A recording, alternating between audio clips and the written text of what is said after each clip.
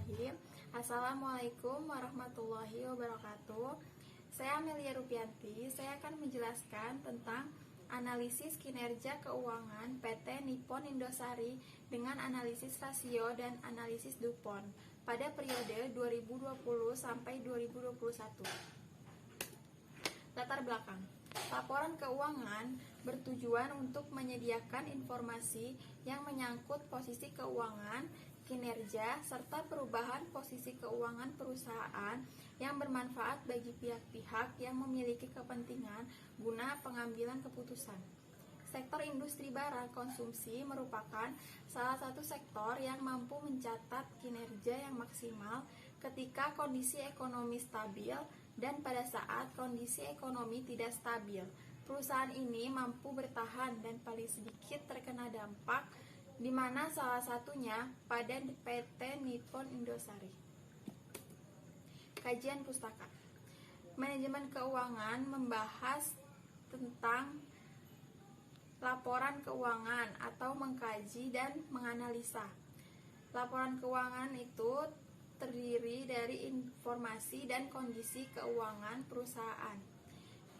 Tujuan analisis untuk tingkat likuiditas, tingkat solvabilitas, tingkat rentabilitas, dan tingkat stabilitas.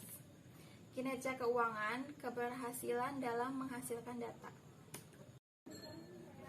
Metode penelitian, waktu dan tempat, bulan Agustus di Universitas Mercu Buana.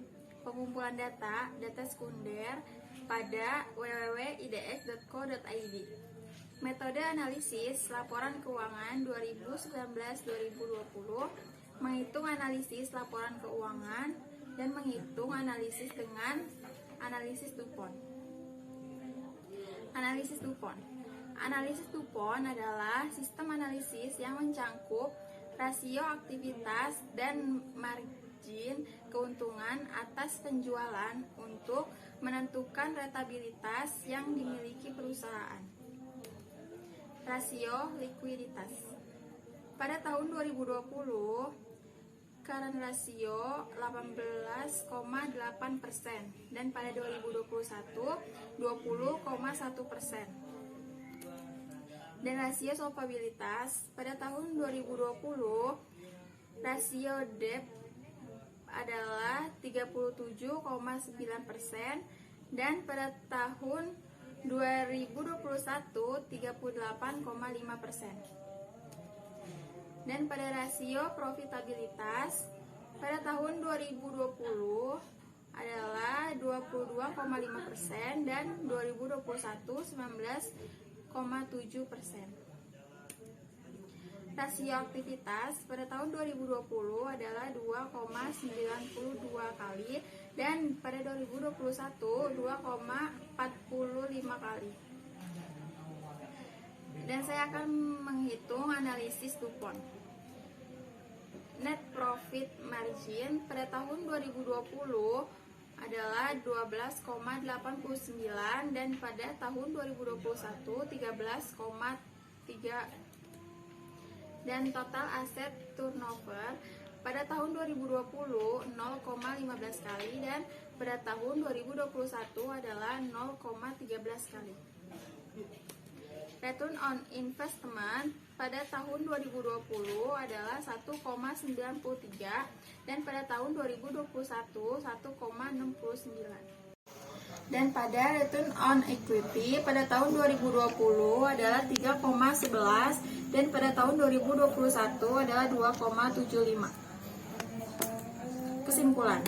Untuk dapat mengetahui kinerja keuangan PT Nippon Indosari, data yang diambil dari data keuangan Bursa Efek Indonesia.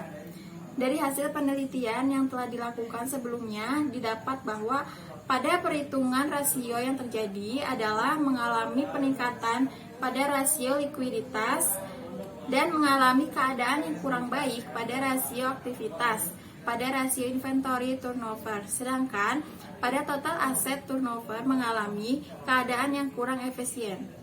Pada rasio solvabilitas mengalami keadaan yang fluktuasi yang diakibatkan adanya peningkatan modal sendiri, dan pada rasio profitabilitas mengalami keadaan yang kurang baik untuk melakukan operasinya, yaitu pada rasio net profit margin.